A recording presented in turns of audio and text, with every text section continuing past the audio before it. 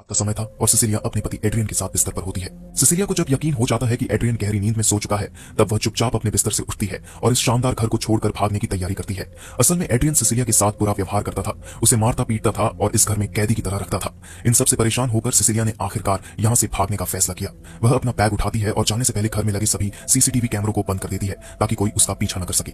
जब सिसिलिया घर के बाहर पहुंचती है तो उसे अपना डॉग नजर आता है, जिसके गले में एड्रियन ने एक इलेक्ट्रॉनिक शॉक कॉलर बांध रखा होता है। सिसिलिया उस कॉलर को निकालने की कोशिश करने लगती है। जैसे ही वह कॉलर खोलने का प्रयास करती है, डॉग गलती से पीछे खड़ी कार से टकरा जाता है, जिससे कार का अलार्म तेज आवाज में बजने लगता है। हालांकि सिसिलिया जल्दी से डॉग का कॉलर निकालकर फिर तुरंत वहां से भाग निकलती है। सिसिलिया घर के किनारे बनी दीवार को पार करके रोड पर पहुंच जाती है और अपनी बहन का इंतजार करने लगती है। उसने पहले ही अपनी बहन एमिली को बता दिया था कि वह आज रात यहां से भागने वाली है। थोड़ी देर बाद एमिली कार लेकर वहां पहुंच जाती है। सिसिलिया तेजी से कार में बैठ जाती है, लेकिन उसी वक्त एड्रियन वहां आ जाता है।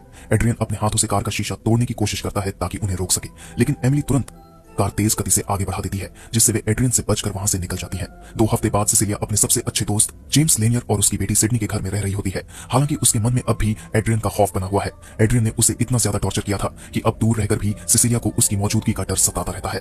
इस डर के चलते सिसिलिया घर के बाहर तक जाने से कतराती है। तब जेम्स, जो पुलिस के खुफिया विभाग में काम करता है, उसे समझाता है कि उसे इस घर में घबराने की कोई जरूरत नहीं है, तुम यहाँ बिल्कुल सेफ हो। अगले दिन जब सिसिलिया और जेम्स घर में होते हैं तो अचानक दरवाजे की घंटी बजती है। ये सुनकर सिसिलिया घबरा जाती है, लेकिन जेम्स दरवाजा खोलने के लिए जाता है। दरवाजा खोलने पर उसे सिसिलिया की बहन एमिली नजर आती है। एमिली सिसिलिया से मिलने अंदर आती है। सिसिलिया उसे देखकर घबराई हुई कहती है, तुम यहाँ क्यों आई हो? तुम्हें यहाँ नहीं आना चाहिए था, अब वो तुम्हारे पीछे पड़ जाएगा। इस पर एमिली उसे समझाती है, मैं तुम्हारे लिए एक खबर लाई हूँ, एड्रियन ने सुसाइड कर लिया है। ये सुनते ही सिसिलिया हैरान रह जाती है और गहरी सोच में डूब जाती है। सिसिलिया को अब भी यकीन नहीं होता कि एड्रियन ने सच में अपनी जान ले ली है। कुछ दिनों बाद जेम्स उसे एक लेटर देकर कहता है, ये लेटर तुम्हारे लिए आया है।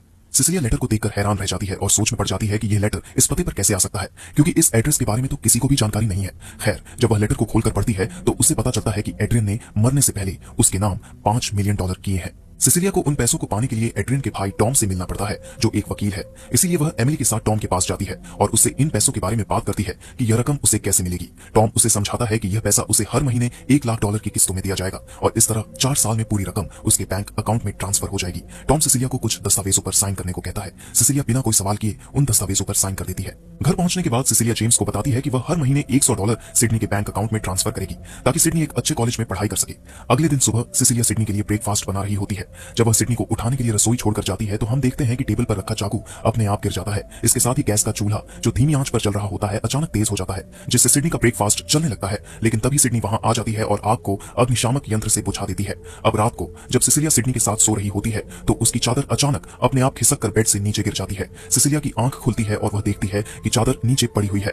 वह चादर को उठाने के लिए बेड से उतरती है और उसे अपनी ओर खींचने की कोशिश करती है, लेकिन वह चादर को खींच नहीं पाती, क्योंकि ऐसा लगता है कि चादर पर कोई खड़ा हुआ है, लेकिन वह नजर नहीं आता। हालांकि चादर पर किसी के पैरों के निशान साफ साफ दिखाई दे रहे होते हैं। यह देखकर सिसिलिया पूरी तरह डर जाती है और जोर जोर से चिल्लाकर जेम्स को आवाज देने लगती है। उसके चिल्लाने से सिडनी भी जाग जाती है। जेम्स वहां पहुंचता है तो सिसिलिया उसे बताती है वो यही है, अभी इसी चादर पर खड़ा है। लेकिन जब जेम्स चादर को उठाकर देखता है तो वहां कोई भी नहीं होता। जेम्स सिसिलिया को शांत करते हुए कहता है, तुम्हें आराम की जरूरत है, कल तुम्हारा जॉब इंटरव्यू है, इसलिए तुम्हें अब सो जाना चाहिए। सिसिलिया को जेम्स की बात माननी पड़ती है और वह बिस्तर पर लेट जाती है। सिसिलिया को अब यह महसूस होने लगता है कि एड्रियन किसी तरह उसके आसपास मौजूद है, लेकिन वह नजर नहीं आ रहा। अगली सुबह सिसिलिया आर्किटेक्ट की नौकरी के लिए एक कंपनी में इंटरव्यू देने जाती है। वहां जब उससे उसका काम दिखाने के लिए कहा जाता है तो वह अपना पोर्टफोलियो खोलती है, लेकिन उसके अंदर उसकी फाइल नहीं होती। सिसिलिया को अच्छी तरह याद होता है कि उसने अपनी फाइल पोर्टफोलियो में ही रखी थी, लेकिन अब वह वहां नहीं है। ये देखकर वह घबरा जाती है। तब बॉस उसे कहता है, कोई बात नहीं, आप फाइल बाद में भिजवा दीजिएगा।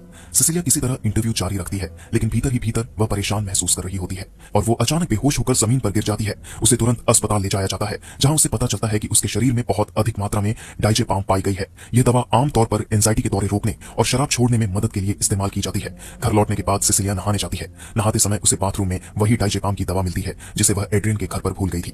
इस दवा को देखकर सिसिलिया के मन में शक और भी गहरा हो जाता है। उसे समझ आता है कि एड्रियन मरा नहीं है, बल्कि वह जिंदा है और किसी न किसी तरीके से उसके आसपास मौजूद है, लेकिन दिखाई नहीं दे रहा। सिसिलिया को यकीन होने लगता है कि एड्रियन ने खुद को छुपाने का कोई ऐसा तरीका ढूंढ लिया है जिससे वह उसे देख नहीं पा रही, क्योंकि एड्रियन एक ऑप्टिकल वैज्ञानिक था और वह अक्सर सिसिलिया से कहता था, तुम चाहे दुनिया के किसी भी कोने में चली जाओ, मैं तुम्हारा पीछा कभी नहीं छोड़ूंगा। इसी वजह से सिसिलिया को यकीन हो जाता है कि एड्रियन ने खुद को छुपाने का कोई तरीका खोज लिया है। अब सिसिलिया जेम्स को साथ लेकर एड्रियन के भाई टॉम के पास जाती है। वह टॉम से कहती है, अपने भाई एड्रियन से कहो कि मुझे परेशान करना बंद करे, क्योंकि मुझे पता है कि वह अभी भी जिंदा है और उसने कोई ऐसा तरीका ढूंढ निकाला है जिससे वह गायब हो सकता है। लेकिन टॉम उसकी बात को साफ तौर पर नकार देता है। वह कहता है, ऐसा नहीं है, तुम्हें कोई गलतफहमी हो रही है, एड्रियन मर चुका है और वह अब तुम्हें परेशान नहीं कर सकता। फिर टॉम सिसिलिया को एड्रियन की अस्थियां दिखाता है ताकि उसे विश्वास हो सके कि एड्रियन सच में मर चुका है। लेकिन सिसिलिया फिर भी संतुष्ट नहीं होती और कहती है, फिर ये दवाइयां मेरे घर पर कैसे पहुंची? मुझे अच्छी तरह याद है कि ये मैंने एड्रियन के घर पर रखी थी। इस पर टॉम जवाब देता है, मुझे नहीं पता कि ये दवाइयां कैसे आईं, लेकिन इतना जरूर जानता हूं कि एड्रियन अब इस दुनिया में नहीं है। अपने मन का बोझ हल्का करने के लिए सिसिलिया अपनी बहन एमिली के घर जाती है, लेकिन वहां पहुंचते ही एमिली उससे बहुत बुरी तरह बात करती है। सिसिलिया जब उससे पूछती है, तुम मुझसे इतनी नाराज क्यों हो, तब एमिली उसे उस ईमेल के बारे में बताती है जिसमें सिसिलिया ने एमिली के लिए बेहद अपमानजनक बातें लिखी थी। सिसिलिया हैरान रह जाती है क्योंकि उसने ऐसा कोई ईमेल भेजा ही नहीं था। तब सिसिलिया एमिली से कहती है, वो हम दोनों के बीच नफरत फैला रहा है, वो हमें अलग करना चाहता है। इस पर एमिली हैरानी से पूछती है, कौन, एड्रियन? सिसिलिया तुरंत हाँ कहती है। ये सुनते ही एमिली नाराज होकर अपने घर का दरवाजा बंद कर लेती है। सिसिलिया घर लौटकर जब अपना ईमेल चेक करती है तो उसे पता चलता है कि उसकी ईमेल से वाकई एमिली को संदेश भेजा गया था जिसमें बेहद अपमानजनक बातें लिखी थी। इसे देखकर वह पूरी तरह परेशान हो जाती है क्योंकि अब उसे यकीन हो जाता है कि एड्रियन किसी तरह उसकी जिंदगी को तबाह करने और उसके करीबी लोगों को उससे दूर करने की कोशिश कर रहा है। तभी सिसिलिया के सामने सिडनी आ जाती है। जैसे ही वह सिसिलिया के पास पहुंचती है, अचानक कोई सिडनी को जोर से थप्पड़ मारता है। सिडनी को लगता है कि यह थप्पड़ सिसिलिया ने मारा है। वह तुरंत जेम्स को बुलाती है और रोते हुए अपने पिता से कहती है, सिसिलिया ने मुझे थप्पड़ मारा है। ये सुनकर जेम्स को बहुत गुस्सा आता है। वह सिडनी को लेकर तुरंत वहां से चला जाता है। जेम्स के जाने की कुछ ही देर बाद एड्रियन वहां पहुंच जाता है और सिसिलिया पर हमला कर देता है। सिसिलिया किसी तरह खुद को बचाती है और घर से बाहर भाग निकलती है। सिसिलिया एक गुजरने वाली कार से लिफ्ट मांगती है और एड्रियन के घर जाने लगती है। एड्रियन के घर पहुंचकर वह कार वाले व्यक्ति से कहती है, मुझे वापस आने में लगभग 20 मिनट लगेंगे। इतना कहकर वह घर के अंदर चली जाती है। अंदर पहुंचने पर सिसिलिया एड्रियन की प्रयोगशाला में जाती है। वहां उसे एड्रियन का बनाया हुआ एक हाईटेक सूट मिलता है जिसे पहनकर कोई भी गायब हो सकता है। सिसिलिया सूट को उठाती है और वापस जाने की तैयारी करती है, लेकिन उसे महसूस होता है कि शायद एड्रियन घर पहुंच चुका है। डर के मारे सिसिलिया सूट को घर के टॉयलेट में छुपा देती है, लेकिन जैसे ही वह सूट को छुपाकर निकलने की कोशिश करती है, एड्रियन वहां पहुंच जाता है और उस पर हमला कर देता है। तभी सिसिलिया का डॉग वहां आ जाता है और एड्रियन पर भौंकने लगता है। भले ही सिसिलिया को एड्रियन दिखाई नहीं दे रहा हो, लेकिन डॉग उसे साफ साफ देख पा रहा होता है। इसी बीच डॉग के भौंकने का फायदा उठाकर सिसिलिया वहां से भागने में सफल हो जाती है। सिसिलिया सीधे एक रेस्टोरेंट में एमिली से मिलने जाती है। वहां वह एमिली को बताती है कि उनके बीच जो गलतफहमियां पैदा हुई हैं वे सब एड्रियन की चाल है। साथ ही वह एमिली को एड्रियन के बनाए गायब होने वाले सूट के बारे में भी बताती है। लेकिन जैसे ही सिसिलिया एमिली से यह सब बात कर रही होती है, अचानक उनके टेबल पर रखा चाकू अपने आप उठता है और एमिली का गला काट देता है। एमिली की तुरंत वहीं पर मौत हो जाती है और सिसिलिया यह देखकर पूरी तरह से सदमे में आ जाती है। इसके बाद चाकू अचानक सिसिलिया के हाथ में आ जाता है। यह देखकर रेस्टोरेंट में मौजूद सभी लोग वो मान लेते हैं कि यह खून सिसिलिया ने ही किया है। थोड़ी ही देर में पुलिस वहां पहुंचती है और सिसिलिया को गिरफ्तार कर लेती है। सिसिलिया को एक सैनिटोरियम में भेज दिया जाता है जहां उससे पूछताछ की जाती है। पूछताछ के दौरान भी सिसिलिया यही कहती है कि एमिली को एड्रियन ने मारा है, लेकिन वह किसी को दिखाई नहीं देता। सैनिटोरियम में जब सिसिलिया की जांच होती है तो उसे पता चलता है कि वह प्रेग्नेंट है। यह खबर सुनकर वह पूरी तरह से सदमे में आ जाती है। वह यह सोचकर हैरान होती है कि उसने एड्रियन के साथ रहते हुए हमेशा बर्थ कंट्रोल पिल्स ली थी, लेकिन अब उसे समझ आता है कि एड्रियन ने ही उन पिल्स को बदल दिया था ताकि वह उसकी जिंदगी पर पूरी तरह से काबू पा सके। अब सिसिलिया से मिलने टॉम आता है। वह सिसिलिया को बताता है, तुम पर एमिली के कत्ल का इल्जाम है, लेकिन मैं तुम्हें इस मामले से बचा सकता हूं। इसके लिए तुम्हें एड्रियन के पास वापस जाना होगा। इस बातचीत के दौरान टॉम यह कबूल कर लेता है कि एड्रियन अभी जिंदा है और यही सब कुछ कर रहा है। इसके साथ ही टॉम सिसिलिया को यह भी बताता है कि जो पैसे उसे अब तक दिए जा रहे थे वे बंद कर दिए जाएंगे। इतना कहकर टॉम वहां से चला जाता है। टॉम के जाने से पहले सिसिलिया चुपके से उसका एक पेन चुरा लेती है। अपने रूम में पहुंचकर सिसिलिया उसी चुराए हुए पेन से अपनी कलाई काटने लगती है, लेकिन यह सब उसकी एक सोची समझी चाल होती है। जैसे ही वह खुद को नुकसान पहुंचाने की कोशिश करती है, इनविजिबल मैन यानी अदृश्य एड्रियन वहां पहुंच जाता है और सिसिलिया को बचाने की कोशिश करता है। सिसिलिया को पता होता है कि अगर वह खुद को चोट पहुंचाएगी तो एड्रियन उसे रोकने जरूर आएगा, क्योंकि एड्रियन का मकसद यही है कि चाहे सिसिलिया के आसपास के सभी लोग मर जाएं, लेकिन सिसिलिया को कुछ नहीं होना चाहिए। जैसे ही एड्रियन उसे बचाने के लिए आगे बढ़ता है, सिसिलिया उसी पेन से उस पर हमला कर देती है। तो एड्रियन ने जो सूट पहना होता है वो धीरे धीरे खराब होने लगता है और वह हल्का हल्का दिखाई देने लगता है। इतने में एक गार्ड कमरे में आ जाता है। जैसे ही गार्ड अंदर पहुंचता है, उसे एड्रियन का अदृश्य सूट दिखाई देता है।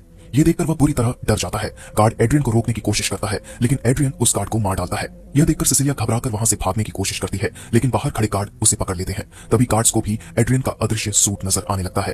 गार्ड्स एड्रियन को रोकने की कोशिश करते हैं, लेकिन एड्रियन अपनी ताकत और सूट की मदद से उन सभी गार्ड्स को मार डालता है। सभी गार्ड्स को खत्म करने के बाद एड्रियन वहां से जाने लगता है। तभी सिसिलिया फुर्ती दिखाते हुए गार्ड्स की गन उठाकर एड्रियन पर गोलियां चलाने लगती है। सिसिलिया एड्रियन का पीछा करने लगती है, लेकिन वह एड्रियन को मार नहीं पाती। इसके बजाय एड्रियन उसे पकड़ लेता है और बताता है कि अब उसका अगला निशाना सिडनी होगी। यह कहकर एड्रियन वहां से चला जाता है। एड्रियन के जाने के बाद सिसिलिया एक आदमी को गन दिखाकर उसकी कार छीन लेती है और सीधे सिडनी के पास जाती है। जाते वक्त वह जेम्स को कॉल करती है और बताती है कि सिडनी की जान को खतरा है, एड्रियन उसे मारने वाला है। वह जेम्स से कहती है कि वह तुरंत सिडनी के पास जाए। सिसिलिया और जेम्स सिडनी के पास पहुंचने से पहले ही एड्रियन सिडनी के पास पहुंच जाता है और उस पर हमला करने लगता है। जेम्स जैसे ही सिडनी के पास पहुंचता है, वह देखता है कि सिडनी जमीन पर गिरी पड़ी है। जेम्स कुछ कर पाता इससे पहले ही एड्रियन उसे पूरी तरह से मारने लगता है, लेकिन उसी वक्त सिसिलिया भी वहां पहुंच जाती है और वह एड्रियन पर कई गोलियां चलाती है। गोलियों के कारण एड्रियन जमीन पर गिर जाता है और वहीं उसकी मौत हो जाती है। सिसिलिया जब एड्रियन के सूट को उसके मुंह से हटाती है तो वह देखती है कि यह टॉम है, यानी एड्रियन का भाई। इसे देखकर सिसिलिया पूरी तरह से हैरान हो जाती है, क्योंकि उसे अब तक यह लग रहा था कि यह सब एड्रियन ही कर रहा है। जेम्स को अब समझ आ चुका है कि सिसिलिया ने जो कुछ भी कहा था वह सच था, इसलिए वह एड्रियन के घर पर पुलिस की एक बड़ी टीम भेजता है। जब पुलिस वहां पहुंचती है तो उन्हें एड्रियन उसके घर के बेसमेंट में बंधा हुआ मिलता है। यह देखकर जेम्स और पुलिस को लगता है कि यह सब एड्रियन के भाई टॉम का काम था। उनके अनुसार एड्रियन पूरी तरह निर्दोष था, लेकिन सिसिलिया जानती है कि यह सब एड्रियन की एक चाल है। वह जेम्स से कहती है कि यह सब एड्रियन के प्लान का हिस्सा है और वह किसी भी कीमत पर खुद को बेगुनाह साबित करना चाहता है। सिसिलिया और जेम्स यह तय करते हैं कि वे एड्रियन से सच उगलवाकर उसे कानूनी सजा दिलवाएंगे। इस योजना के तहत रात को सिसिलिया एड्रियन के घर जाती है। घर में दाखिल होते ही वह एड्रियन को अपने सामने खड़ा पाती है। सिसिलिया अपने साथ एक लिसनिंग डिवाइस लेकर जाती है, जिससे बाहर कार में बैठा जेम्स उनकी पूरी बातचीत सुन सके। सिसिलिया शांत स्वर में एड्रियन से कहती है, हम सब कुछ भूलकर नए सिरे से जिंदगी शुरू कर सकते हैं। यह नई शुरुआत सच्चाई के साथ होगी। तुमने अब तक जो भी किया है वह सब बताना पड़ेगा। मगर एड्रियन अपनी बात पर अड़ा रहता है और कहता है कि यह सब उसके भाई टॉम ने किया था।